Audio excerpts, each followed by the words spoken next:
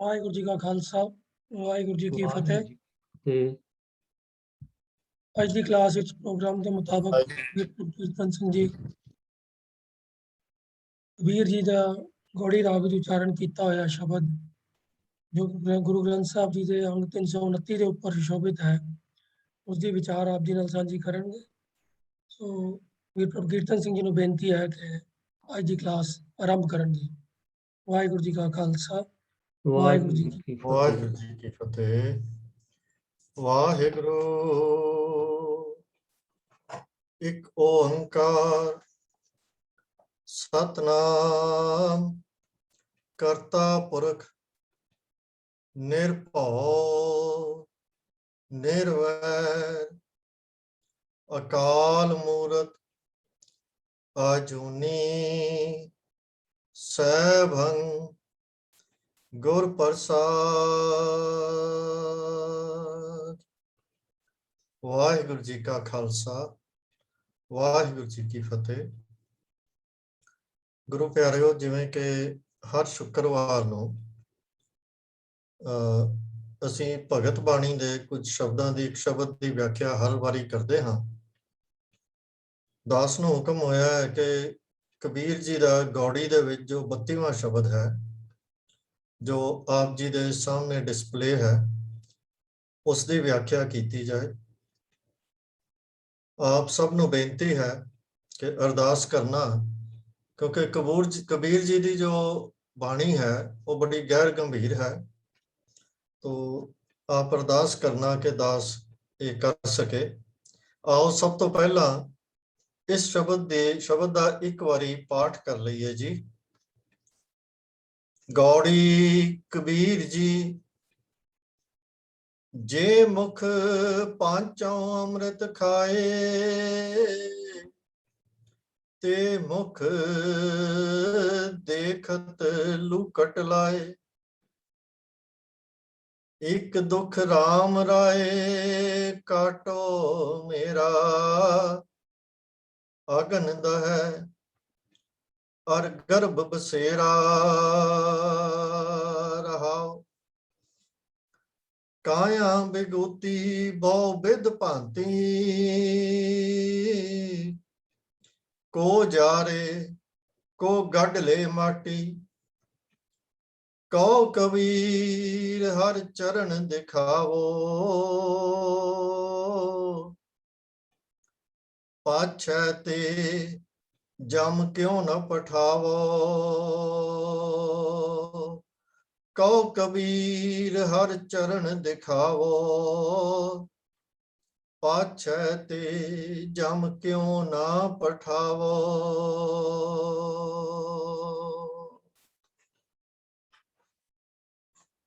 ਇਹ ਜੋ ਸ਼ਬਦ ਆਪ ਜੀ ਨੇ ਸਰਵਣ ਕੀਤਾ ਹੈ, ਇਸ ਦੇ ਵਿੱਚ ਰਹਾਉ ਦੀ ਪੰਕਤੀ ਹੈ, ਇੱਕ ਦੁੱਖ ਰਾਮ ਰਾਏ ਕਾਟੋ ਮੇਰਾ, ਅਗਨ ਦਹੈ ਅਰ ਗਰਭ ਬਸੇਰਾ। ਜਿਵੇਂ ਕਿ ਅਸੀਂ ਜਾਣਦੇ ਹੀ ਹਾਂ ਕਿ ਇੱਕ ਸ਼ਬਦ ਦਾ ਜੋ ਮੁੱਖ ਵਿਸ਼ਾ ਹੈ, ਮੁੱਖ ਉਪਦੇਸ਼ ਹੈ, ਜੋ ਗੁਰੂ ਜਨ ਭਗਤ ਜਨ ਸਾਨੂੰ ਬਖਸ਼ ਰਹੇ ਹੁੰਦੇ ਹਨ, ਉਹ ਉਪਦੇਸ਼ ਰਹਾਉ ਦੀ ਪੰਕਤੀ ਵਿੱਚ ਹੁੰਦਾ ਹੈ। ਤੋ ਆਓ ਸਭ ਤੋਂ ਪਹਿਲਾਂ ਆਪਾਂ ਜੋ ਵਿਚਾਰ ਕਰਨੀ ਹੈ ਇੱਥੋਂ ਹੀ ਸ਼ੁਰੂ ਕਰੀਏ ਕਿ ਕਬੀਰ ਜੀ ਫਰਮਾ ਰਹੇ ਹਨ ਕਿ ਇੱਕ ਦੁੱਖ ਰਾਮ ਰਾਏ ਕਾਟੋ ਮੇਰਾ। ਰਾਮ ਰਾਏ ਦਾ ਭਾਵ ਹੈ हे ਰਾਮ, हे ਪ੍ਰਭੂ, हे ਰਾਜੇ ਪ੍ਰਭੂ, हे ਪਿਆਰੇ ਪ੍ਰਭੂ, हे ਸੋਹਣੇ ਰਾਮ। ਕਾਟੋ ਦਾ ਅਰਥ ਹੈ ਦੂਰ ਕਰੋ। ਬੇਨਤੀ ਦਾ ਸ਼ਬਦ ਹੈ, ਇਹ ਵਿਆਕਰਨ ਦੇ ਮੁਤਾਬਕ ਇਹ ਬੇਨਤੀ ਦਾ ਹੀ ਰੂਪ ਹੈ ਕਿ ਤੁਸੀਂ ਕੱਟੋ। हे ਸੋਹਣੇ ਰਾਮ ਜੀ, हे ਪਿਆਰੇ ਰਾਮ ਜੀ, ਤੁਸੀਂ ਕਿਰਪਾ ਕਰੋ ਤੇ ਮੇਰਾ ਇੱਕ ਦੁੱਖ ਦੂਰ ਕਰ ਦਿਓ। ਇੱਕ ਦੁੱਖ ਰਾਮ ਰਾਏ ਕਾਟੋ ਮੇਰਾ। ਤੇ ਰਹਾਉ ਦੀ ਦੂਜੀ ਪੰਕਤੀ ਵਿੱਚ ਆਪ ਲਿਖਦੇ ਹਨ, ਅਗਨ ਦਹੈ ਔਰ ਗਰਭ ਬਸੇਰਾ। ਅਗਨ ਭਾਵ ਅਗਨੀ, ਅੱਗ, ਤੇ ਦਹੈ ਦਾ ਭਾਵ ਹੈ ਸਾੜਦੀ ਹੈ।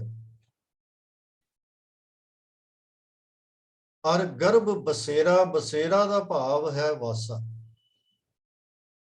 ਭਾਵ ਬਾਰ-ਬਾਰ ਗਰਭ ਦੇ ਵਿੱਚ ਆਉਣਾ, ਗਰਭ ਦੇ ਵਿੱਚ ਵਾਸਾ ਕਰਨਾ, ਭਾਵ ਜਨਮ ਲੈਣਾ।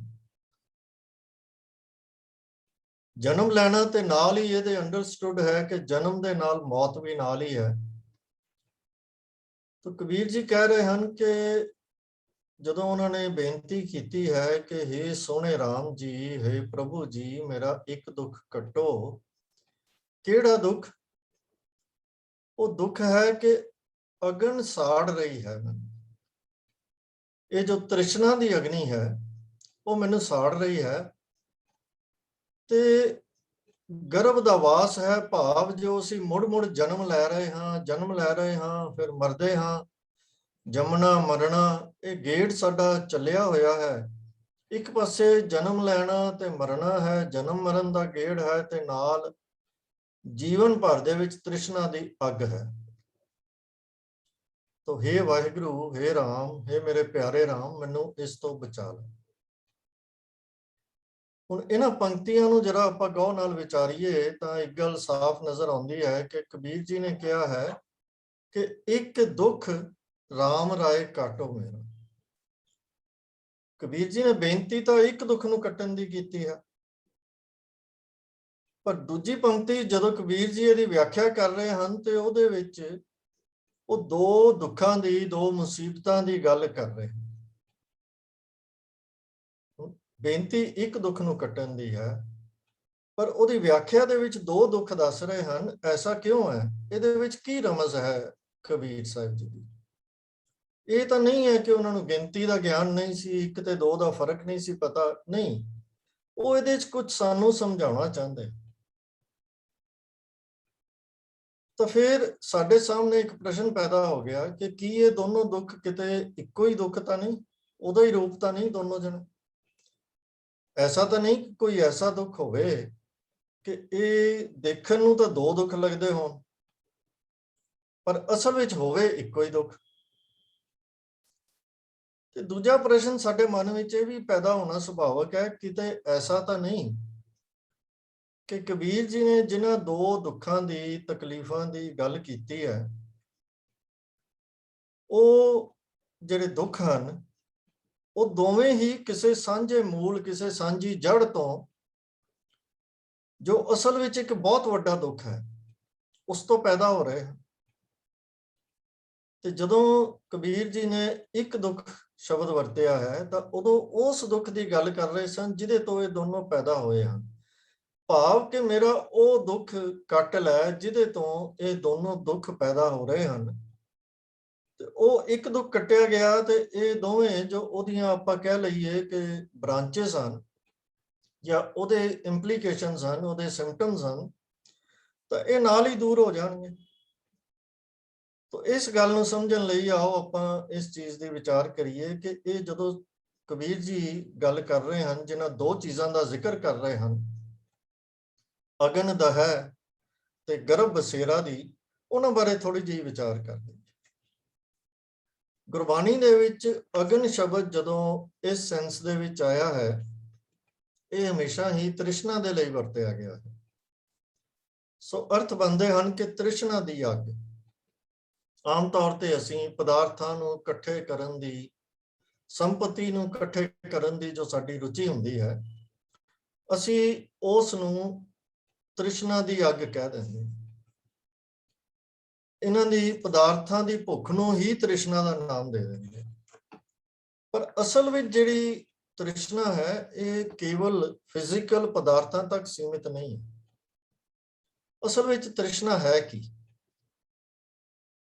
ਤ੍ਰਿਸ਼ਨਾ ਉਹ ਅਵਸਥਾ ਹੈ ਜਦੋਂ ਸਾਡੇ ਅੰਦਰ ਇੱਕ ਅਨਸੈਟੀਸਫਾਈਡ ਹੰਗਰ ਹੋਵੇ, ਅਤ੍ਰਿਪਤ ਭੁੱਖ ਹੋਵੇ। ਜਦੋਂ ਭੁੱਖ ਤਾਂ ਹੈ, ਉਸ ਭੁੱਖ ਦੀ ਤ੍ਰਿਪਤੀ ਨਹੀਂ ਹੋਈ, ਤਾਂ ਉਹ ਜਿਹੜੀ ਸਟੇਜ ਹੈ, ਉਹ ਅਵਸਥਾ ਹੈ, ਉਹ ਤ੍ਰਿਸ਼ਨਾ ਦੀ ਅਵਸਥਾ ਹੈ। ਤੇ ਜਦੋਂ ਬੰਦਾ ਤ੍ਰਿਸ਼ਨਾ ਦੇ ਅਧੀਨ ਹੁੰਦਾ ਹੈ, ਅੰਦਰ ਉਹਦੇ ਭੁੱਖ ਬੜੀ ਵੱਡੀ ਕੋਈ ਭਖ ਰਹੀ ਹੁੰਦੀ ਹੈ, ਉਹਨੂੰ ਬੜੀ ਉਹਦੀ ਲੋੜ ਮਹਿਸੂਸ ਹੋ ਰਹੀ ਹੁੰਦੀ ਹੈ, ਤਾਂ ਫਿਰ ਮਨੁੱਖ ਦਾ ਬਿਹੇਵੀਅਰ ਵੀ ਜਿਹੜਾ ਹੈ ਉਹ ਇਰੈਸ਼ਨਲ ਹੋ ਜਾਂਦਾ ਹੈ। ਉਹਨੂੰ ਸਾਹਮਣੇ ਜੋ ਫੈਕਟਸ ਹੁੰਦੇ ਹਨ ਲਾਈਫ ਦੇ, ਉਹ ਦਿਸਣੇ ਬੰਦ ਹੋ ਜਾਂਦੇ ਹਨ। ਮੈਂ ਇੱਕ ਛੋਟੀ ਜਿਹੀ ਐਕਸਟ੍ਰੀਮ ਐਗਜ਼ਾਮਪਲ ਲੈ ਕੇ ਇਹਨੂੰ ਐਕਸਪਲੇਨ ਕਰਨਾ ਚਾਹਾਂਗਾ। ਅਸੀਂ ਸਾਰੇ ਗ੍ਰਸਤੀ ਹਾਂ, ਘਰ ਦੇ ਵਿੱਚ ਅਸੀਂ ਬੱਚਿਆਂ ਦੇ ਨਾਲ ਰਹਿੰਦੇ ਹਾਂ। ਜਦੋਂ ਬੱਚੇ ਨੂੰ ਭੁੱਖ ਲੱਗੀ ਹੁੰਦੀ ਹੈ ਤਾਂ ਉਦੋਂ ਉਹਦੀ ਉਹ ਅਵਸਥਾ ਹੁੰਦੀ, ਉਹਨੂੰ ਕੋਈ ਵੀ ਚੀਜ਼ ਚੰਗੀ ਨਹੀਂ ਲੱਗਦੀ, ਉਹ ਚੁੱਕ ਚੁੱਕ ਕੇ ਚੀਜ਼ਾਂ ਥੱਲੇ ਸੁੱਟਦਾ ਹੈ, ਤੋੜਦਾ ਹੈ। ਥੋੜੀ ਜਿਹੀ ਜ਼ਿਆਦਾ ਭੁੱਖ ਲੱਗੀ ਹੋਵੇ ਤੇ ਮਾਂ ਨੂੰ ਵੀ ਥੱਪੜ ਮਾਰਨ ਲੱਗ ਜਾਂਦਾ ਹੈ। ਔਰ ਕਈ ਵਾਰੀ ਤਾਂ ਇਹ ਅਵਸਥਾ ਬਣ ਜਾਂਦੀ ਹੈ ਕਿ ਉਹਨੂੰ ਲੱਗੀ ਤਾਂ ਭੁੱਖ ਹੁੰਦੀ ਹੈ ਤੇ ਉਹਨੂੰ ਖਾਣ ਲਈ ਕੋਈ ਚੀਜ਼ ਦਿਓ ਤੇ ਉਹ ਖਾਣ ਵਾਲੀ ਚੀਜ਼ ਵੀ ਚੁੱਕ ਕੇ ਸੁੱਟ ਦਿੰਦਾ। ਉਹ ਚੀਜ਼ ਜਿਹੜੀ ਪਸੰਦ ਵੀ ਹੁੰਦੀ ਹੈ ਉਹਨੂੰ ਉਹ ਵੀ ਚੁੱਕ ਕੇ ਥੱਲੇ ਸੁੱਟ ਦਿੰਦਾ। ਹੁਣ ਉਹ ਅਣਜਾਣਾ ਹੈ, ਉਹਨੂੰ ਇਹ ਪਤਾ ਨਹੀਂ ਕਿ ਮੇਰੇ ਅੰਦਰ ਜਿਹੜੀ ਭੜਕਾਹਟ ਹੈ, ਇਹ ਜੋ ਅਗਨ ਮੇਰੇ ਅੰਦਰ ਬਲ ਰਹੀ ਹੈ, ਜਿਹਨੂੰ ਅਸੀਂ ਤ੍ਰਿਸ਼ਨਾ ਦੇ ਨਾਲ ਕੰਪੇਅਰ ਕਰ ਰਹੇ ਹਾਂ, ਇਹਦਾ ਇਲਾਜ ਤਾਂ ਭੁੱਖ ਦੇ ਵਿੱਚ ਕੁਝ ਖਾਣ ਦੇ ਨਾਲ ਇਹਨੇ ਤ੍ਰਿਪਤ ਹੋ ਜਾਣਾ ਸੀ ਤੇ ਉਹਨੇ ਸ਼ਾਂਤ ਹੋ ਜਾਣਾ ਸੀ। ਪਰ ਉਹਨੂੰ ਇਸ ਗੱਲ ਦੀ ਸਮਝ ਨਹੀਂ ਆ ਰਹੀ, ਤੇ ਉਹਨੂੰ ਸਮਝ ਨਹੀਂ ਆ ਰਹੀ ਤੇ ਉਹਨੂੰ ਸ਼ਾਂਤ ਕਰਨਾ ਹੀ ਔਖਾ ਹੋ ਜਾਂਦਾ ਹੈ। ਉਸ ਦਾ ਸਾਰਾ ਬਿਹੇਵੀਅਰ ਇਰੈਸ਼ਨਲ ਹੋ ਜਾਂਦਾ ਹੈ। ਉਹਨੂੰ ਸ਼ਾਂਤੀ ਕਿੱਦਾਂ ਪਏਗੀ? ਮਾਂ-ਬਾਪ ਨੂੰ ਇੱਕ ਮੁਸੀਬਤ ਪੈ ਜਾਂਦੀ ਹੈ ਕਿ ਹੁਣ ਇਹਨੂੰ ਕਿਵੇਂ ਸ਼ਾਂਤ ਕਰੀਏ। ਤੇ ਜਦੋਂ ਕਿਸੇ ਢੰਗ ਨਾਲ ਮਾਂ ਪਿਆਰ ਦੇ ਨਾਲ ਗੱਲਾਂ ਚਲਾ ਕੇ ਉਹਦੇ ਪੇਟ ਦੇ ਵਿੱਚ ਕੁਝ ਪਾ ਦਿੰਦੀ ਏ, ਤਾਂ ਫਿਰ ਉਹੀ ਬੱਚਾ ਜਿਹੜਾ ਸਾਰੇ ਪਾਸੇ ਤਰਥੱਲੀ ਮਚਾਈ ਬੈਠਾ ਸੀ, ਉਹ ਇੱਕਦਮ ਸ਼ਾਂਤ ਹੋ ਕੇ ਬੜਾ ਪਿਆਰਾ ਬੱਚਾ ਬਣ ਜਾਂਦਾ।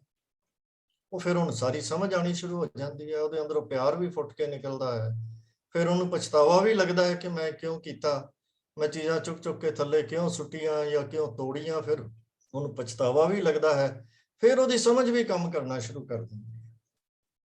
ਤਾਂ ਤ੍ਰਿਸ਼ਨਾਲੂ ਮਨੁੱਖ ਵੀ ਐਸਾ ਹੀ ਹੈ। ਜਦੋਂ ਉਹ ਤ੍ਰਿਸ਼ਨਾ ਦੀ ਅੱਗ ਵਿੱਚ ਸੜ ਰਿਹਾ ਹੁੰਦਾ ਹੈ ਤਾਂ ਉਹਨੂੰ ਆਪਣੇ ਜੀਵਨ ਦੀਆਂ ਸਪਸ਼ਟ ਸਾਹਮਣੇ ਦਿਸ ਰਹੀਆਂ ਸੱਚਾਈਆਂ ਜਿਹੜੀਆਂ ਨੇ, ਉਹ ਸੱਚਾਈਆਂ ਦੀ ਵੀ ਉਹਨੂੰ ਉਹ ਦਿਸਦੀਆਂ ਨਹੀਂ, ਉਹਨਾਂ ਨੂੰ ਸਮਝ ਨਹੀਂ ਸਕਦਾ। ਉਹ ਬਾਰ-ਬਾਰ ਆਪਣੀ ਤ੍ਰਿਸ਼ਨਾ ਨੂੰ ਸ਼ਾਂਤ ਕਰਨ ਲਈ ਉਹ ਤਰ੍ਹਾਂ ਤਰ੍ਹਾਂ ਦੇ ਢੰਗ ਲੱਭਦਾ ਹੈ ਕਿ ਮੈਂ ਕਿਸੇ ਤਰ੍ਹਾਂ ਆਪਣੀ ਤ੍ਰਿਸ਼ਨਾ ਨੂੰ ਸ਼ਾਂਤ ਕਰ ਲਵਾਂ। ਮੇਰੇ ਅੰਦਰੋਂ ਜੋ ਬਾਰ-ਬਾਰ ਇਹ ਇੱਛਾ ਉੱਠਦੀ ਹੈ ਕਿ ਮੈਂ ਇਹ ਚੀਜ਼ ਇਕੱਠੀ ਕਰਾਂ, ਉਹ ਚੀਜ਼ ਇਕੱਠੀ ਕਰਾਂ, ਇਹ ਪਦਾਰਥ, ਇਹ ਸੰਪਤੀ, ਇਹ ਧਨ ਪਦਾਰਥ, ਜੋ ਕੁਝ ਵੀ ਉਹਦੇ ਮਨ ਦੇ ਵਿੱਚ ਆਉਂਦਾ ਹੈ ਉਹ ਇਕੱਠਾ ਕਰਦਾ ਜਾਂਦਾ ਹੈ, ਪਰ ਉਹਦੀ ਤਸੱਲੀ ਤਾਂ ਹੋ ਨਹੀਂ ਰਹੀ। ਉਹ ਕਦੀ ਬੈਠ ਕੇ ਸੋਚਦਾ ਨਹੀਂ ਵੀ ਇਹ ਕੀ ਗੱਲ ਹੈ ਕਿ ਮੈਂ ਸਭ ਕੁਝ ਇਕੱਠਾ ਕਰੀ ਜਾ ਰਿਹਾ ਹਾਂ, ਆਪਣੀ ਲੋੜ ਤੋਂ ਵਧੇਰੇ ਮੈਂ ਇਕੱਠਾ ਕਰ ਲਿਆ ਹੈ। ਆਮ ਭਾਸ਼ਾ ਵਿੱਚ ਅਸੀਂ ਕਹਾਵਤ ਦੇ ਤੌਰ ਤੇ ਕਹਿ ਦਿੰਦੇ ਹਨ ਕਿ ਮੈਂ 7 ਪੁਸ਼ਤਾਂ ਜਿੰਨਾ ਵੀ ਇਕੱਠਾ ਕਰ ਲਿਆ ਹੈ, ਪਰ ਇਹਨੂੰ ਠੱਲ ਹੀ ਨਹੀਂ ਪੈ ਰਹੀ, ਹਾਲੇ ਵੀ ਭੁੱਖ ਵੱਧਦੀ ਜਾ ਰਹੀ ਹੈ। ਇਹ ਗੱਲ ਕੀ ਹੈ? ਉਹ ਇਹ ਸੋਚਦਾ ਨਹੀਂ। ਗੁਰਬਾਣੀ ਵਿੱਚ ਬਾਰ-ਬਾਰ ਇਹਨਾਂ ਗੱਲਾਂ ਦਾ ਜ਼ਿਕਰ ਆਉਂਦਾ ਹੈ ਕਿ ਜਦੋਂ ਉਹ ਇੱਕ ਟੀਚੇ ਤੱਕ ਪਹੁੰਚ ਜਾਂਦਾ ਹੈ, ਲੱਖ ਤੱਕ ਪਹੁੰਚ ਜਾਂਦਾ ਹੈ, 1000 ਤੱਕ ਪਹੁੰਚ ਜਾਂਦਾ ਤੇ ਲੱਖਾਂ ਤੇ ਪਹੁੰਚ ਜਾਂਦਾ ਤੇ ਕਰੋੜਾਂ ਤੇ, ਇਹਦਾ ਕੋਈ ਅੰਤ ਹੀ ਨਹੀਂ ਹੁੰਦਾ। ਉਹ ਆਪਣੀ ਤ੍ਰਿਸ਼ਨਾ ਨੂੰ ਦਰਅਸਲ ਜਿਹੜੀ ਸ਼ਾਂਤ ਕਰਨ ਦੀ ਕੋਸ਼ਿਸ਼ ਕਰ ਰਿਹਾ ਹੈ, ਉਹ ਇਹ ਵਿਚਾਰ ਨਹੀਂ ਕਰ ਰਿਹਾ ਕਿ ਇਹ ਤ੍ਰਿਸ਼ਨਾ ਪੈਦਾ ਕਿੱਥੋਂ ਹੋਈ ਹੈ। ਉਹ ਪਦਾਰਥਾਂ ਦੇ ਨਾਲ ਇਹਨੂੰ ਸ਼ਾਂਤ ਕਰਨ ਦੀ ਕੋਸ਼ਿਸ਼ ਕਰਦਾ ਹੈ, ਪਰ ਪਦਾਰਥਾਂ ਦੇ ਨਾਲ ਇਹ ਅਗਨ ਸ਼ਾਂਤ ਹੀ ਨਹੀਂ ਹੁੰਦੀ। ਇਹ ਉਹਨੂੰ ਸਾੜਦੀ ਜਾਂਦੀ ਹੈ, ਜੀਵਨ ਭਰ ਸਾੜਦੀ ਰਹਿੰਦੀ ਹੈ। ਸਾਰਾ ਜੀਵਨ ਜੋ ਹੈ ਇਸ ਤ੍ਰਿਸ਼ਨਾ ਦੀ ਅਗਨੀ ਦੀ ਜੋ ਤਪਸ਼ ਹੈ ਉਹਦੇ ਵਿੱਚ ਹੀ ਗੁਜ਼ਰ ਜਾਂਦਾ ਹੈ। ਤੇ ਦੂਜਾ ਦੁੱਖ ਕਬੀਰ ਜੀ ਜਿਹਦੀ ਗੱਲ ਕਰ ਰਹੇ ਹਨ, ਇੱਕ ਤਾਂ ਅਗਨ ਦਾ ਹੈ ਕਿ ਤ੍ਰਿਸ਼ਨਾ ਦੀ ਅਗਨੀ ਸਾੜਦੀ ਹੈ, ਔਰ ਗਰਭ ਬਸੇਰਾ ਭਾਵ ਜੋ ਬਾਰ-ਬਾਰ ਜਨਮ ਮਰਨ ਦੇ ਗੇੜ ਵਿੱਚ ਪੈਂਦੇ ਰਹਿਣਾ, ਇਹ ਇੱਕ ਨਾ ਮੁੱਕਣ ਵਾਲਾ ਚੱਕਰ ਬਣ ਜਾਂਦਾ। ਇਹ ਖਤਮ ਨਹੀਂ ਹੋ ਰਿਹਾ, ਅਨਐਂਡਿੰਗ ਸਾਈਕਲ। ਹੁਣ ਇਹ ਉਦੋਂ ਤੱਕ ਨਹੀਂ ਖਤਮ ਹੋ ਸਕਦਾ ਜਦੋਂ ਤੱਕ ਮਨੁੱਖ ਨੂੰ ਇਹ ਨਾ ਸਮਝ ਲੱਗ ਜਾਏ ਕਿ ਮੇਰੇ ਮਨੁੱਖਾ ਦੇਹੀ ਨੂੰ ਪ੍ਰਾਪਤ ਕਰਨ ਦਾ, ਮੇਰੇ ਇਸ ਕੀਮਤੀ ਹੀਰੇ ਵਰਗੇ ਜਨਮ ਦਾ ਮਨੋਰਥ ਕੀ ਸੀ। ਜਦੋਂ ਇਹਨੂੰ ਸਮਝ ਕੇ ਸੁਮਤ ਪ੍ਰਾਪਤ ਕਰਕੇ ਗੁਰੂ ਦੇ ਚਰਨੀ ਲੱਗ ਕੇ, ਉਹ ਕਿਉਂਕਿ ਆਪ ਤਾਂ ਇਹ ਸਮਝ ਪੈ ਨਹੀਂ ਰਹੀ, ਉਹ ਬਾਰ-ਬਾਰ ਆ ਰਿਹਾ, ਬਾਰ-ਬਾਰ ਜਾ ਰਿਹਾ, ਪਰ ਉਹਨੂੰ ਇਹ ਸਮਝ ਵਾਲੇ ਪਾਸੇ ਉਹਦਾ ਦਿਮਾਗ ਚੱਲ ਹੀ ਨਹੀਂ ਰਿਹਾ। ਤਾਂ ਇਹ ਸਮਝ ਪ੍ਰਾਪਤ ਕਰਨ ਲਈ ਵੀ ਗੁਰੂ ਦੀ ਸ਼ਰਨ ਦੇ ਵਿੱਚ ਜਾਣਾ ਜ਼ਰੂਰੀ ਹੈ। ਉਸ ਤੋਂ ਬਿਨਾਂ ਇਹ ਸਮਝ ਪੈਂਦੀ ਹੀ ਨਹੀਂ। ਤੋ ਇਹ ਜਦੋਂ ਤੱਕ ਉਹਨੂੰ ਆਪਣੇ ਇਸ ਕੀਮਤੀ ਦੇਹੀ ਮਨੁੱਖਾ ਦੇਹੀ ਦੇ ਪ੍ਰਯੋਜਨ ਦਾ ਜੋ ਮਨੋਰਥ ਦਾ ਪਤਾ ਨਹੀਂ ਲੱਗਦਾ, ਇਹਨੂੰ ਉਹ ਸਮਝਦਾ ਨਹੀਂ ਤੇ ਸਮਝ ਕੇ ਇਹਨੂੰ ਪ੍ਰਾਪਤ ਨਹੀਂ ਕਰ ਲੈਂਦਾ, ਇਹ ਜਨਮ ਮਰਨ ਦਾ ਗੇੜ ਜਿਹੜਾ ਉਹ ਮੁੱਕ ਨਹੀਂ ਸਕਦਾ। ਤੋ ਮਨੁੱਖ ਜਨਮ ਲੈਂਦਾ ਹੈ, ਜੀਵਨ ਭਰ ਤ੍ਰਿਸ਼ਨਾ ਦੀ ਅੱਗ ਵਿੱਚ ਸੜਦਾ ਹੈ ਤੇ ਫਿਰ ਇੱਕ ਦਿਨ ਇਹ ਜੀਵਨ ਖਤਮ ਹੋ ਜਾਂਦਾ ਹੈ। ਹੁਣ ਮਨੁੱਖ ਇਸ ਚੀਜ਼ ਨੂੰ ਸਮਝਦਾ ਹੈ ਕਿ ਮੇਰਾ ਜੀਵਨ ਇਸ ਤਰ੍ਹਾਂ ਲੰਘ ਰਿਹਾ ਹੈ, ਅਕਾਰਤ ਲੰਘ ਰਿਹਾ ਹੈ। ਸਾਡੇ ਸਾਹਮਣੇ ਅਸੀਂ ਅਨੇਕਾਂ ਹੀ ਸਾਡੇ ਵੱਡੇ ਵਡੇਰੇ ਸਾਥੀਆਂ ਨੂੰ ਅਸੀਂ ਇਸ ਜਗਤ ਤੋਂ ਜਾਂਦਿਆਂ ਦੇਖਦੇ ਹਾਂ। ਉਹ ਪਦਾਰਥ ਜਿਹੜੇ ਉਹ ਇਕੱਠੇ ਕਰਕੇ ਛੱਡ ਜਾਂਦੇ ਹਨ, ਉਹਨਾਂ ਪਦਾਰਥਾਂ ਦੀ ਦੌੜ ਵਿੱਚ ਅਸੀਂ ਫਸੇ ਰਹਿੰਦੇ ਹਾਂ। ਉਹ ਵੀ ਜਾਣ ਲੱਗਿਆ ਕਹਿੰਦੇ ਹਨ ਕਿ ਮੈਂ ਸਾਰੀ ਉਮਰ ਕੁਛ ਨਹੀਂ ਕੀਤਾ, ਜ਼ਿੰਦਗੀ ਹੈ ਅਜਾਈਂ ਗਵਾ ਲਈ ਹੈ। ਅਸੀਂ ਵੀ ਸੁਣ ਲੈਂਦੇ ਹਾਂ, ਇੱਕ ਕੰਨ ਚੋਂ ਸੁਣਦੇ ਹਾਂ, ਦੂਜੇ ਕੰਨ ਚੋਂ ਕੱਢ ਦਿੰਦੇ ਹਾਂ ਤੇ ਅਜਾਈਂ ਅਸੀਂ ਵੀ ਗਵਾਈ ਜਾਂਦੇ ਹਾਂ। ਤੋ ਸਤਿਗੁਰੂ ਕਬੀਰ ਜੀ ਨੇ ਇਹਨਾਂ ਦੋਹਾਂ ਦੁੱਖਾਂ ਦਾ ਜ਼ਿਕਰ ਕੀਤਾ ਹੈ ਤੇ ਉਹਨਾਂ ਨੇ ਦੱਸਿਆ ਕਿ ਇਹਨਾਂ ਦੋਹਾਂ ਦਾ ਮੂਲ ਇੱਕੋ ਹੀ ਹੈ, ਜਿਹਦਾ ਉਹਨਾਂ ਨੇ ਆਪਣੇ ਆਖਰੀ ਬੰਦ ਵਿੱਚ ਜੋ ਸਾਨੂੰ ਉਹਨਾਂ ਨੇ ਉਪਦੇਸ਼ ਦਿੱਤਾ ਹੈ ਕਿ ਇਹ ਸਾਰੀ ਦੌੜ ਇਹ ਦੁੱਖ ਦੇ ਕੱਟਣ ਦਾ ਅਗਨ ਦਾ ਹੈ, ਗਰਭ ਬਸੇਰਾ, ਇਹਨਾਂ ਦੋਨਾਂ ਦੇ ਕੱਟਣ ਦਾ ਢੰਗ ਜਿਹੜਾ ਹੈ ਉਹ ਪ੍ਰਭੂ ਜੀ ਦੇ ਨਾਲ ਮਿਲਾਪ ਹੈ। ਕਿਉਂਕਿ ਪ੍ਰਭੂ ਜੀ ਤੋਂ ਵਿਛੋੜੇ ਦਾ ਜਿਹੜਾ ਵੈਕਿਊਮ ਸਾਡੇ ਅੰਦਰ ਹੈ, ਜਿਹੜਾ ਖੱਪਾ ਪਿਆ ਹੋਇਆ ਹੈ, ਖਲਾ ਸਾਡੇ ਅੰਦਰ ਹੈ, ਇੱਕ ਖੂਹ ਵਰਗੀ ਇੱਕ ਕੈਵਿਟੀ ਸਾਡੇ ਅੰਦਰ ਬਣੀ ਹੋਈ ਹੈ, ਜਿਹਨੂੰ ਅਸੀਂ ਭਰਨ ਦੇ ਯਤਨ ਹੋਰ ਢੰਗਾਂ ਦੇ ਨਾਲ ਕਰਦੇ ਰਹਿੰਦੇ ਹਾਂ। ਉਹ ਹੋਰ ਕਿਸੇ ਤਰੀਕੇ ਨਾਲ ਭਰ ਨਹੀਂ ਸਕਦੀ।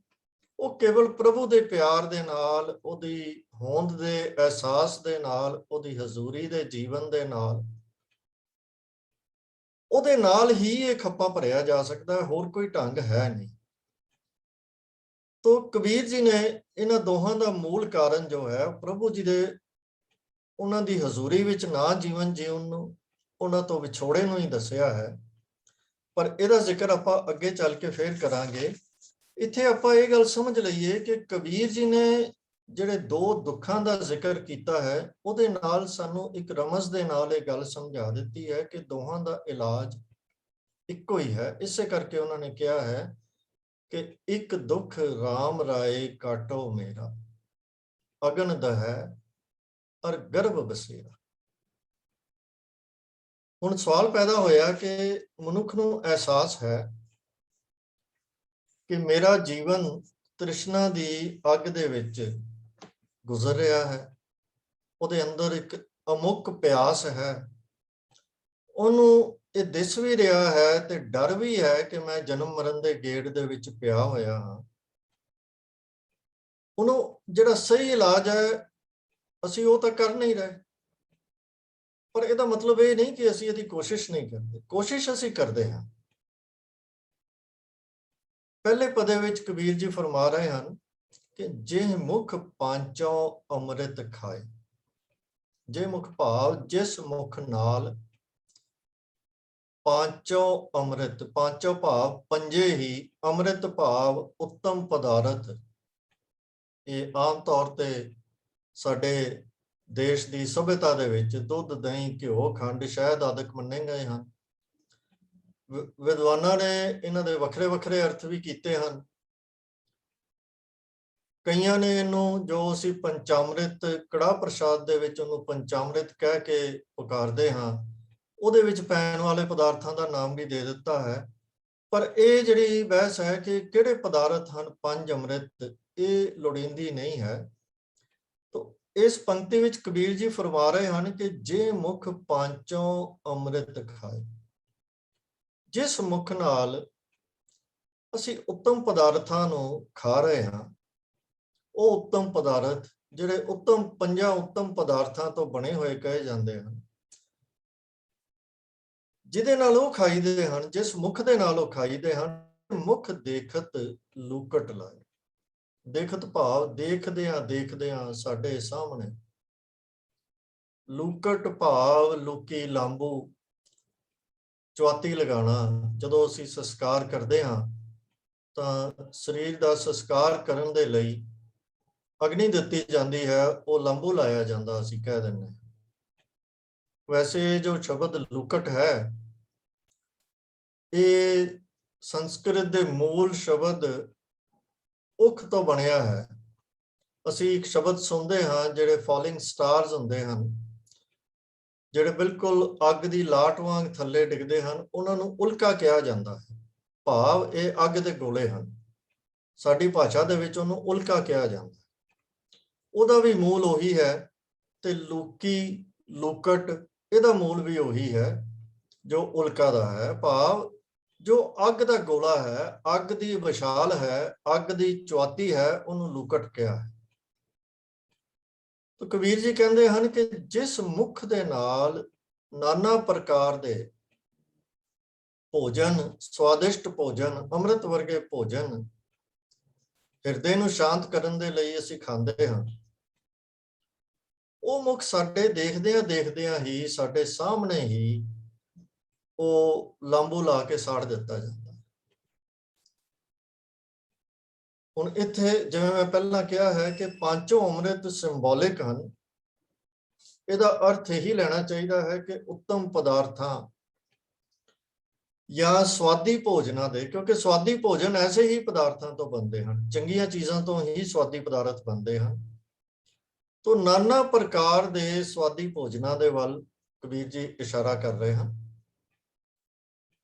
ਉਹ ਭੋਜਨ ਜਿਨ੍ਹਾਂ ਨੂੰ ਖਾ ਕੇ ਅਸੀਂ ਸਾਰੀ ਉਮਰ ਖਾਂਦੇ ਰਹਿੰਦੇ ਹਾਂ, ਇਹ ਅਹਿਸਾਸ ਨਾਲ ਕਿ ਅਸੀਂ ਤ੍ਰਿਪਤ ਹੋ ਜਾਵਾਂਗੇ, ਕਿ ਫਿਰ ਮੁੜ ਕੇ ਸਾਡੇ ਮਨ ਦੇ ਵਿੱਚ ਸ਼ਾਇਦ ਕਿਸੇ ਚੀਜ਼ ਨੂੰ ਹੋਰ ਖਾਣ ਦੀ ਇੱਛਾ ਨਹੀਂ ਰਹੇਗੀ, ਜਾਂ ਸਾਡੇ ਅੰਦਰੋਂ ਉਹ ਭਾਜੜ, ਉਹ ਤ੍ਰਿਸ਼ਨਾ, ਉਹ ਭੁੱਖ ਪਿਆਸ ਖਤਮ ਹੋ ਜਾਏਗੀ। ਪਰ ਇਹ ਤ੍ਰਿਪਤੀ ਜਿਹੜੀ ਹੈ, ਇਹ ਮਿਲਦੀ ਹੀ ਨਹੀਂ ਸਾਨੂੰ। ਸਾਡੀ ਤ੍ਰਿਸ਼ਨਾ ਕਦੀ ਵੀ ਸ਼ਾਂਤ ਨਹੀਂ ਹੁੰਦੀ। ਖਾਂਦੇ ਹਾਂ, ਥੋੜੀ ਦੇਰ ਪਿੱਛੋਂ ਇਹ ਤ੍ਰਿਸ਼ਨਾ ਫਿਰ ਭੜਕ ਪੈਂਦੀ ਹੈ। ਤੇ ਇੱਥੇ ਭਗਤ ਜੀ ਨੇ ਜਿਹੜਾ ਮੁਖ ਦੀ ਗੱਲ ਕੀਤੀ ਹੈ, ਇਹਨੂੰ ਵੀ ਸਿਰਫ ਮੁਖ ਤੱਕ ਆਪਾਂ ਲਿਮਿਟ ਨਾ ਕਰੀਏ। ਇਹ ਅਸਲ ਤਾਂ ਭਗਤ ਜੀ ਨੇ ਜੀਵ ਦੀ ਗੱਲ ਕਹੀ ਹੈ, ਇਹ ਲਾਗੂ ਤਾਂ ਮੁਖ ਉੱਤੇ ਹੀ ਹੁੰਦੀ ਹੈ, ਪਰ ਅਸਲ ਦੇ ਵਿੱਚ ਉਹਨਾਂ ਸਾਰੇ ਯਤਨਾਂ ਤੇ ਵੀ ਢੁਕਦੀ ਹੈ ਜਿਹੜੇ ਅਸੀਂ ਆਪਣੇ ਸਰੀਰ ਦੀਆਂ ਤਰ੍ਹਾਂ ਦੀਆਂ ਲੋੜਾਂ ਜਾਂ ਭੁੱਖਾਂ ਨੂੰ ਮਿਟਾਉਣ ਲਈ ਸਾਰਾ ਜੀਵਨ ਕਰਦੇ ਰਹਿੰਦੇ। ਸਾਡੇ ਸਰੀਰ ਦੀਆਂ ਜਿੰਨੀਆਂ ਵੀ ਲੋੜਾਂ ਹਨ, ਉਹ ਸਾਰੀਆਂ ਕਬੀਰ ਜੀ ਨੇ ਇਸ ਪੰਕਤੀ ਦੇ ਵਿੱਚ ਇਸ਼ਾਰੇ ਨਾਲ ਕਵਰ ਕਰ ਦਿੱਤੀਆਂ ਹਨ। ਚਾਹੇ ਉਹ ਮੁਖ ਦੇ ਰਾਹੀਂ ਪੂਰੀਆਂ ਕਰੀਏ ਜਾਂ ਸਰੀਰ ਦੇ ਕਿਸੇ ਹੋਰ ਅੰਗ ਰਾਹੀਂ ਪੂਰੀਆਂ ਕਰੀਏ, ਜਾਂ ਇਉਂ ਕਹਿ ਰਹੀਏ ਕਿ ਸਾਡੇ ਅੰਦਰ ਜੋ ਤ੍ਰਿਸ਼ਨਾ ਹੈ, ਉਹ ਤ੍ਰਿਸ਼ਨਾ ਇੱਕ ਵਡੇਰੀ ਅਗਨੀ ਹੁੰਦੀ ਹੈ, ਜਿਹਦੇ ਘੇਰੇ ਵਿੱਚ ਸਿਰਫ ਪਦਾਰਥਾਂ ਦੀ ਭੁੱਖ ਜਾਂ ਲਾਲਚ ਹੀ ਨਹੀਂ ਆਉਂਦਾ। ਇਹ ਕਾਮ, ਕ੍ਰੋਧ, ਲੋਭ, ਮੋਹ, ਹੰਕਾਰ, ਇਹ ਸਾਰੇ ਇਹਦੇ ਘੇਰੇ ਵਿੱਚ ਆ ਜਾਂਦੇ ਹਨ। ਜੇ ਵਿਚਾਰ ਕਰਕੇ ਦੇਖੀਏ ਤਾਂ ਤ੍ਰਿਸ਼ਨਾ ਦੇ ਘੇਰੇ ਦੇ ਵਿੱਚ ਸਾਰੇ ਹੀ ਆ ਜਾਂਦੇ ਹਨ। ਹਰ ਚੀਜ਼ ਦੇ ਵਾਸਤੇ ਤ੍ਰਿਸ਼ਨਾ ਕੰਮ ਕਰਦੀ ਹੈ। ਅਸੀਂ ਆਪਣੇ ਆਪ ਨੂੰ ਹੋਰ ਵੱਡੇ ਤੋਂ ਵੱਡਾ ਬਣਾਉਣ ਦੀ ਕੋਸ਼ਿਸ਼ ਕਰਦੇ ਹਾਂ। ਤਾਂ ਕਬੀਰ ਜੀ ਕਹਿ ਰਹੇ ਹਨ ਕਿ ਜਿਸ ਢੰਗ ਦੇ ਨਾਲ ਅਸੀਂ ਆਪਣੀ ਤ੍ਰਿਸ਼ਨਾ ਨੂੰ ਸ਼ਾਂਤ ਕਰਨ ਦੇ ਲਈ ਤਰ੍ਹਾਂ ਦੀਆਂ ਚੀਜ਼ਾਂ ਖਾਂਦੇ ਹਾਂ, ਇਕੱਠੀਆਂ ਕਰਦੇ ਹਾਂ, ਜਾਂ ਹੋਰ ਢੰਗਾਂ ਦੇ ਨਾਲ ਆਪਣੇ ਸਰੀਰ ਦੀਆਂ ਭੁੱਖਾਂ ਨੂੰ ਸ਼ਾਂਤ ਕਰਨ ਦੀ ਕੋਸ਼ਿਸ਼ ਕਰਦੇ ਹਾਂ, ਉਹ ਸ਼ਾਂਤ ਹੁੰਦੀ ਨਹੀਂ। ਕਿਉਂ? ਕਿਉਂਕਿ ਜਿਸ ਸਰੀਰ ਨੂੰ ਅਸੀਂ ਸ਼ਾਂਤ ਕਰਨ ਦੀ ਕੋਸ਼ਿਸ਼ ਕਰ ਰਹੇ ਹਾਂ, ਉਹ ਸਰੀਰ ਖੁਦ ਸਥਾਈ ਨਹੀਂ ਹੈ, ਤੇ ਇਹਦੇ ਵਿੱਚੋਂ ਸਾਨੂੰ ਸਥਾਈ ਸ਼ਾਂਤੀ ਵੀ ਪ੍ਰਾਪਤ ਨਹੀਂ ਹੋ ਸਕਦੀ। ਕਿਉਂਕਿ ਜਿਹੜੀ ਮੂਲ ਬਿਮਾਰੀ ਹੈ, ਅਸੀਂ ਉਹਨੂੰ ਪਕੜ ਨਹੀਂ ਰਹੇ। ਅਸੀਂ ਬਾਹਰੀ ਲੱਛਣਾਂ ਤੱਕ ਦੇ ਸੀਮਤ ਹੋ ਗਏ ਹਾਂ, ਉੱਥੇ ਤੱਕ ਹੀ ਸਾਡੀ ਪਹੁੰਚ ਹੈ। ਪਰ ਇਹ ਸਾਰੇ ਯਤਨ ਜਿਹੜੇ ਹਨ ਉਹ ਵਿਅਰਥ ਹਨ। ਕਾਰਨ ਇਹ ਹੈ ਕਿ ਇਹਨਾਂ ਭੁੱਖਾਂ ਨੂੰ ਸ਼ਾਂਤ ਕਰਨ ਦੇ ਯਤਨ ਜਿਹੜੇ ਹਨ ਅਸੀਂ ਕਰਦੇ ਰਹਿੰਦੇ ਹਾਂ, ਔਰ ਖੁਦ ਹੀ ਨਾਸ਼ਵਾਨ ਸਰੀਰ ਹੈ। ਤੇ ਅਜਿਹੇ ਸਰੀਰ ਨੂੰ ਅਸੀਂ, ਕਬੀਰ ਜੀ ਕਹਿ ਰਹੇ ਹਨ ਕਿ ਅੱਖਾਂ ਦੇ ਸਾਹਮਣੇ ਦੇਖਦਿਆਂ ਹੀ ਅਸੀਂ ਸਾੜ ਦਿੰਦੇ ਹਾਂ, ਔਰ ਇੱਕ ਵਾਰੀ ਨਹੀਂ, ਅਸੀਂ ਅਨੇਕਾਂ ਵਾਰੀ ਦੇਖਦੇ ਹਾਂ। ਜਿਹੜੀ ਤ੍ਰਿਸ਼ਨਾ ਹੈ, ਉਹ ਸਾਡੇ ਸਰੀਰ ਤੱਕ ਸੀਮਿਤ ਨਹੀਂ ਹੈ, ਸਰੀਰ ਤੋਂ ਬਹੁਤ ਡੂੰਘੀ ਹੈ। ਇਹਦਾ ਸਰੋਤ ਜਦੋਂ ਸਾਡੀ ਪਕੜ ਵਿੱਚ ਨਹੀਂ ਆਉਂਦਾ ਕਿ ਇਸ ਤ੍ਰਿਸ਼ਨਾ ਪੈਦਾ ਕਿੱਥੋਂ ਹੋ ਰਹੀ ਹੈ, ਤਾਂ ਫਿਰ ਇਹ ਸਾਨੂੰ ਕਿਵੇਂ ਸਮਝ ਆ ਸਕਦੀ ਹੈ ਕਿ ਸ਼ਾਂਤ ਕਿਵੇਂ ਹੋਏਗੀ? ਉਹ ਵੈਕਿਊਮ ਜਿਹੜਾ ਸਾਡੇ ਅੰਦਰ ਹੈ, ਜਿਹੜਾ ਤ੍ਰਿਸ਼ਨਾਵਾਂ ਦਾ ਮੂਲ ਹੈ, ਉਹ ਵੈਕਿਊਮ ਤਾਂ ਪ੍ਰਭੂ ਦੇ ਮਿਲਾਪ ਦੇ ਨਾਲ, ਪ੍ਰਭੂ ਨਾਲ ਜੁੜ ਜਾਣ ਦੇ ਨਾਲ, ਪ੍ਰਭੂ ਦੇ ਗੁਣਾਂ ਦੇ ਨਾਲ ਜੁੜਨ ਦੇ ਨਾਲ, ਉਹਦੀ ਹਜ਼ੂਰੀ ਦਾ ਜੀਵਨ ਜੀਣ ਦੇ ਨਾਲ ਹੀ ਭਰਿਆ ਜਾ ਸਕਦਾ ਸੀ। ਪਰ ਜਿਵੇਂ ਆਪਾਂ ਇੱਕ ਨਾ ਸਮਝ ਭੁੱਖੇ ਬੱਚੇ ਦੀ ਗੱਲ ਕੀਤੀ ਹੈ, ਸਾਡੀ ਹਾਲਤ ਵੈਸੀ ਹੀ ਹੈ ਕਿ ਸਾਨੂੰ ਆਪਣੀ ਬਿਮਾਰੀ ਦਾ ਹੱਲ ਨਹੀਂ ਪਤਾ ਲੱਗ ਰਿਹਾ। ਅਸੀਂ ਟੱਪੀ ਜਾ ਰਹੇ ਹਾਂ, ਯਤਨ ਕਰੀ ਜਾ ਰਹੇ ਹਾਂ, ਇਹ ਲੈ ਲੈ, ਉਹ ਲੈ ਲੈ, ਪਰ ਸਾਨੂੰ ਇਹ ਸਮਝ ਨਹੀਂ ਲੱਗ ਰਹੀ ਕਿ ਇਹ ਸਾਡੀ ਭੁੱਖ ਸ਼ਾਂਤ ਕਿਵੇਂ ਹੋਣੀ। ਬਿਲਕੁਲ ਉਸੇ ਤਰ੍ਹਾਂ ਜਿਵੇਂ ਇੱਕ ਛੋਟੇ ਬੱਚੇ ਨੂੰ ਇਹ ਪਤਾ ਨਹੀਂ ਲੱਗਦਾ ਕਿ ਮੇਰੀ ਜੋ ਬੇਚੈਨੀ ਹੈ ਉਹ ਪੇਟ ਦੀ ਭੁੱਖ ਕਰਕੇ ਹੈ, ਤੇ ਉਹ ਪੇਟ ਨਹੀਂ ਭਰਦਾ, ਜ਼ਿੱਦ ਵਿੱਚ ਆ ਕੇ ਕੁਝ ਨਹੀਂ ਖਾਂਦਾ, ਕੁਝ ਨਹੀਂ ਪੀਂਦਾ ਤੇ ਅਸ਼ਾਂਤ ਹੀ ਰਹਿੰਦਾ ਹੈ। ਅਸੀਂ ਵੀ ਬਿਲਕੁਲ ਉਸੇ ਤਰ੍ਹਾਂ ਹੀ ਸਾਡੇ ਸਾਹਮਣੇ, ਕਿਉਂਕਿ ਸਾਨੂੰ ਸਮਝ ਨਹੀਂ ਆ ਰਹੀ ਕਿ ਸਾਡੀ ਤ੍ਰਿਸ਼ਨਾ ਦਾ ਮੂਲ ਕਾਰਨ ਕੀ ਹੈ, ਅਸੀਂ ਤਰ੍ਹਾਂ ਤਰ੍ਹਾਂ ਦੀਆਂ ਚੀਜ਼ਾਂ ਇਕੱਠੀਆਂ ਕਰੀ ਜਾ ਰਹੇ ਹਾਂ, ਖਾ ਪੀ ਰਹੇ ਹਾਂ, ਆਪਣੇ ਸਰੀਰ ਦੀਆਂ ਲੋੜਾਂ ਨੂੰ ਪੂਰੀਆਂ ਕਰਨ ਲਈ, ਸਰੀਰ ਦੀਆਂ ਵਾਸ਼ਨਾਵਾਂ ਨੂੰ ਪੂਰੀਆਂ ਕਰਨ ਦੇ ਲਈ ਅਨੇਕਾਂ ਯਤਨ ਕਰ ਰਹੇ ਹਾਂ, ਪਰ ਸਰੀਰ ਤਾਂ ਨਾਸ਼ਵਾਨ ਹੈ, ਉਹਨੇ ਸੜ ਜਾਣਾ ਹੈ, ਤੇ ਸਾਡੀਆਂ ਤ੍ਰਿਸ਼ਨਾਵਾਂ ਉੱਥੇ ਦੀਆਂ ਉੱਥੇ ਖੜੀਆਂ ਹਨ, ਉਹਨਾਂ ਉੱਤੇ ਇਸ ਚੀਜ਼ ਦਾ ਕੋਈ ਅਸਰ ਹੀ ਨਹੀਂ। ਤਾਂ ਫਿਰ ਕਬੀਰ ਜੀ ਕਹਿੰਦੇ ਹਨ ਕਿ ਜਿਹੜਾ ਦੂਜੇ ਦੁੱਖ ਦੀ ਉਹਨਾਂ ਨੇ ਰਹਾਉ ਦੀ ਪੰਕਤੀ ਦੇ ਵਿੱਚ ਗੱਲ ਕੀਤੀ ਹੈ, ਔਰ ਗਰਭ ਬਸੇਰਾ, ਦੂਜੇ ਬੰਦ ਦੇ ਵਿੱਚ ਕਬੀਰ ਜੀ ਉਹਦੇ ਵੱਲ ਰੈਫਰੈਂਸ ਦੇ ਰਹੇ ਹਨ। ਆ ਫਰਮਾ ਰਹੇ ਹਨ ਕਿ ਕਾਇਆ ਵਿਗੂਤੀ ਬਹੁ ਵਿਧ ਭਾਂਤੀ। ਵਿਗੂਤੀ ਦਾ ਮਤਲਬ ਹੈ ਖਰਾਬ ਹੋਣਾ, ਗਤ ਹੁੰਦੀ ਹੈ ਹਾਲਤ, ਵਿਗਤ ਕਿਹਾ ਜਾਂਦਾ ਹੈ ਬੁਰੀ ਹਾਲਤ ਨੂੰ, ਤੇ ਵਿਗੂਤੀ ਦਾ ਭਾਵ ਹੈ ਕਿ ਬੁਰੀ ਹਾਲਤ ਕੀਤੀ ਜਾਣਾ ਕਿਸੇ ਚੀਜ਼ ਦੀ, ਉਹਦੀ ਕਰ ਦਿੱਤੀ ਗਈ ਹੈ। ਕਾਇਆ ਵਿਗੂਤੀ ਭਾਵ ਜਿਹੜੀ ਕਾਇਆ ਹੈ ਉਹ ਖਰਾਬ ਹੁੰਦੀ ਹੈ, ਬਹੁ ਵਿਧ ਭਾਂਤੀ, ਕਈ ਢੰਗਾਂ ਦੇ ਨਾਲ ਖਰਾਬ ਹੁੰਦੀ ਹੈ। ਜਦੋਂ ਮਨੁੱਖ ਦੀ ਮੌਤ ਹੋ ਜਾਂਦੀ ਹੈ ਤਾਂ ਜੋ ਕੁਝ ਮਨੁੱਖ ਦੇ ਸਰੀਰ ਨਾਲ ਕੀਤਾ ਜਾਂਦਾ ਹੈ, ਉਹਦੇ ਵਾਸਤੇ ਕਬੀਰ ਜੀ ਨੇ ਸ਼ਬਦ ਵਰਤਿਆ ਹੈ ਕਾਇਆ ਵਿਗੂਤੀ। ਕੋ ਜਾਰੇ ਕੋ ਗੱਡ ਲੈ ਮਾਟੀ, ਕੋਈ ਉਹਨੂੰ ਸਾੜਦਾ ਹੈ ਤੇ ਕੋਈ ਉਹਨੂੰ ਮਿੱਟੀ ਦੇ ਵਿੱਚ ਦਬਾ ਦਿੰਦਾ। ਹੁਣ ਕਬੀਰ ਜੀ ਨੇ ਇੱਥੇ ਦੋ ਜਿਹੜੇ ਮੁੱਖ ਸਨ ਉਹ ਢੰਗ ਉੱਥੇ ਦੱਸ ਦਿੱਤੇ ਹਨ, ਪਰ ਇੱਥੇ ਤੱਕ ਸਾਨੂੰ ਲਿਮਿਟ ਕਰਨ ਦੀ ਲੋੜ ਨਹੀਂ ਹੈ। ਕਿਸੇ ਵੀ ਢੰਗ ਦੇ ਨਾਲ ਸਰੀਰ ਨੂੰ ਮੌਤ ਤੋਂ ਪਿੱਛੋਂ ਜੋ ਉਹਦੇ ਨਾਲ ਟ੍ਰੀਟਮੈਂਟ ਕੀਤਾ ਜਾਂਦਾ ਹੈ, ਉਹ ਸਾਰਾ ਹੀ ਕਬੀਰ ਜੀ ਨੇ, ਕਿਉਂਕਿ ਬਹੁ ਵਿਧ ਭਾਂਤੀ ਪਹਿਲਾਂ ਕਹਿ ਦਿੱਤਾ, ਤਾਂ ਕਬੀਰ ਜੀ ਨੇ ਜਿਹੜਾ ਦੂਜਾ ਦੁੱਖ ਦਾ ਜ਼ਿਕਰ ਕੀਤਾ ਹੈ, ਜਨਮ ਮਰਨ ਦਾ ਦੁੱਖ, ਭਾਵ ਜਦੋਂ ਅਸੀਂ ਜਨਮ ਲੈਂਦੇ ਹਾਂ ਤੇ ਵਿਅਰਥ ਤੇ ਨਿਰਾਰਥ ਜੀਵਨ ਜੀ ਕੇ ਬਿਨਾਂ ਕੁਝ ਪ੍ਰਾਪਤ ਕੀਤੇ ਹੋਏ ਸਾਡੀ ਜੀਵਨ ਲੀਲਾ ਸਮਾਪਤ ਹੋ ਜਾਏ, ਉਹ ਇੱਕ ਬਹੁਤ ਵੱਡਾ ਦੁੱਖ। ਅੰਤ ਵੇਲੇ ਜਦੋਂ ਜੀਵਨ ਲੀਲਾ ਦੇ ਸਮਾਪਤ ਹੋਣ ਦਾ ਸਮਾਂ ਸਾਨੂੰ ਅੱਖਾਂ ਸਾਹਮਣੇ ਦਿਸਣਾ ਸ਼ੁਰੂ ਹੋ ਜਾਂਦਾ ਹੈ ਕਿ ਹੁਣ ਮੇਰਾ ਸਮਾਂ ਆ ਗਿਆ ਹੈ, ਜਾਂ ਹੁਣ ਥੋੜਾ ਚਿਰ ਰਹਿ ਗਿਆ ਹੈ, ਹੁਣ ਕਿੰਨੀ ਕੁ ਦੇਰ ਰਹਿ ਗਈ ਹੈ, ਤਾਂ ਫਿਰ ਮਨੁੱਖ ਜਿਹੜਾ ਹੈ ਉਹ ਦੁਖੀ ਹੋ ਜਾਂਦਾ ਹੈ ਕਿ ਮੈਂ ਸਾਰੇ ਜੀਵਨ ਦੇ ਵਿੱਚ ਪ੍ਰਾਪਤ ਕੀ ਕੀਤਾ। ਜਦੋਂ ਗਿਣਨ ਲੱਗਦਾ ਹੈ ਤਾਂ ਫਿਰ ਉਹਨੂੰ ਗਿਣਤੀ ਦੇ ਵਿੱਚ ਲੈਣ ਲਈ ਕੋਈ ਚੀਜ਼ ਹੀ ਨਹੀਂ ਲੱਭਦੀ ਕਿ ਮੈਂ ਕੀ ਪ੍ਰਾਪਤ ਕੀਤਾ ਸਾਰੇ ਜੀਵਨ ਦੇ ਵਿੱਚ। ਜੋ ਪ੍ਰਾਪਤ ਕੀਤਾ ਵੀ ਹੈ ਉਹ ਤਾਂ ਇੱਥੇ ਛੱਡ ਜਾਣਾ ਹੈ, ਤੇ ਉਹਨਾਂ ਵਿੱਚ ਬਹੁਤ ਸਾਰੀਆਂ ਚੀਜ਼ਾਂ ਦੀ ਤਾਂ ਨਿਰਾਰਥਕਤਾ ਸਾਨੂੰ ਵੈਸੇ ਹੀ ਸਮਝ ਆਣੀ ਸ਼ੁਰੂ ਹੋ ਜਾਂਦੀ ਹੈ ਉਦੋਂ ਤੱਕ ਕਿ ਵੀ ਇਹ ਤਾਂ ਨਿਰਾਰਥਕ ਸਨ। ਜਿਹੜੀ ਚੀਜ਼ ਨੂੰ ਮੈਂ ਬੜੀ ਇੰਪੋਰਟੈਂਟ ਸਮਝਿਆ ਸੀ, ਇਹ ਤਾਂ ਟੋਟਲੀ ਇਰਰੈਲੇਵੈਂਟ ਚੀਜ਼ ਹੈਗੀ, ਇਹਦੀ ਤਾਂ ਕੋਈ ਇੰਪੋਰਟੈਂਸ ਹੀ ਨਹੀਂ ਹੈ। ਇਹ ਚੀਜ਼ ਅਸੀਂ ਸਾਰੇ ਮਹਿਸੂਸ ਕਰਨਾ ਸ਼ੁਰੂ ਕਰ ਦਿੰਦੇ ਹਾਂ। ਤਾਂ ਇਹ ਵੀ ਇੱਕ ਆਪਣੇ ਆਪ ਦੇ ਵਿੱਚ ਹੀ ਦੁੱਖ ਬਣ ਜਾਂਦਾ ਹੈ, ਕਿਉਂਕਿ ਜਦੋਂ ਅਸੀਂ ਆਪਣੇ ਜੀਵਨ ਤੇ ਨਜ਼ਰ ਮਾਰਦੇ ਹਾਂ ਸੁੱਤੇ ਹੀ ਅਹਿਸਾਸ ਹੋ ਜਾਂਦਾ ਹੈ ਕਿ ਇਹ ਜੋ ਕੁਝ ਵੀ ਮੈਂ ਲਿਆ ਇਹ ਮੇਰੇ ਅੰਤ ਨੂੰ ਕੰਮ ਨਹੀਂ ਆਉਣਾ।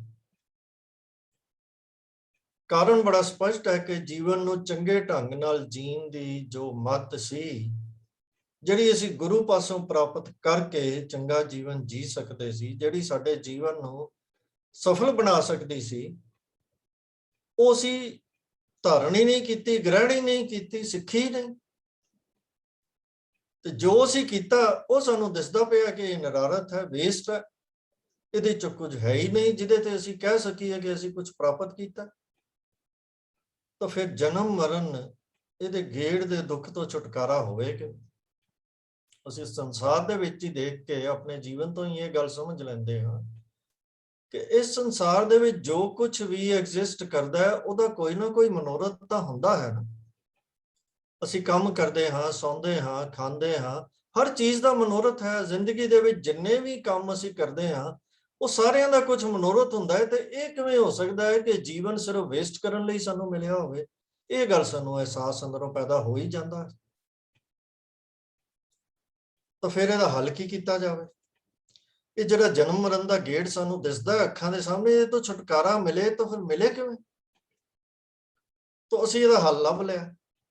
ਅਸੀਂ ਸਾਰੇ ਮਨੁੱਖਾਂ ਨੇ ਰਲ ਮਿਲ ਕੇ ਇਹ ਕੱਢ ਲਿਆ ਹੱਲ ਵੀ ਸ਼ਾਇਦ ਇਹ ਹੱਲ ਹੈ, ਤੇ ਅਸੀਂ ਉਹਦੇ ਤੇ ਪੂਰੀ ਤਰ੍ਹਾਂ ਯਕੀਨ ਕਰ ਲਿਆ।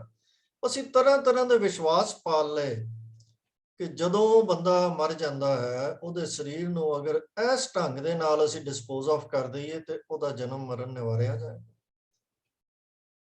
ਅਸੀਂ ਤਰ੍ਹਾਂ ਤਰ੍ਹਾਂ ਦੇ ਵਿਸ਼ਵਾਸ, ਤਰ੍ਹਾਂ ਤਰ੍ਹਾਂ ਦੇ ਕਰਮ ਕਾਂਡ, ਰੀਤਾਂ, ਰਸਮਾਂ, ਬੜਾ ਕੁਝ ਪਾਲ ਲਿਆ।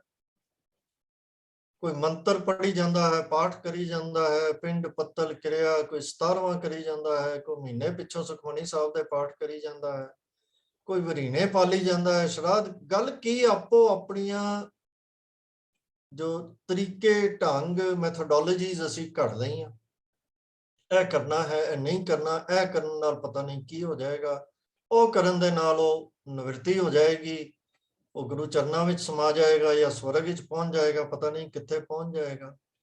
ਇਹ ਸਾਰੇ ਸਿਰਫ ਸਾਨੂੰ, ਜੋ ਸਾਡੇ ਮਨ ਦੇ ਵਿੱਚ ਇਨਸਿਕਿਉਰਿਟੀਜ਼ ਹਨ, ਜੋ ਸਾਡੇ ਮਨ ਦੇ ਅੰਦਰ ਇੱਕ ਅਹਿਸਾਸ ਹੈ ਕਿ ਅਸੀਂ ਆਪਣੇ ਜੀਵਨ ਨੂੰ ਗਵਾ ਲਿਆ ਹੈ, ਵੇਸਟ ਕਰ ਲਿਆ ਹੈ, ਇਹ ਉਸ ਇਨਸਿਕਿਉਰਿਟੀ ਨੂੰ ਹੈਂਡਲ ਕਰਨ ਦੇ ਅਸੀਂ ਢੰਗ ਲੱਭੇ ਨੇ। ਇਸ ਤੋਂ ਵੱਧ ਕੁਝ ਵੀ ਨਹੀਂ, ਕਿਉਂਕਿ ਸਫਲ ਜੀਵਨ ਤਾਂ ਸਫਲ ਜੀਵਨ ਹੈ ਤੇ ਅਸਫਲ ਜੀਵਨ, ਵਿਅਰਥ ਜੀਵਨ ਵਿਅਰਥ ਜੀਵਨ ਹੈ। ਇਹ ਸਾਨੂੰ ਸਾਰਿਆਂ ਨੂੰ ਪਤਾ ਸਫਲ ਜੀਵਨ ਕੀ ਹੁੰਦਾ ਤੇ ਵਿਅਰਥ ਜੀਵਨ ਕੀ ਹੁੰਦਾ।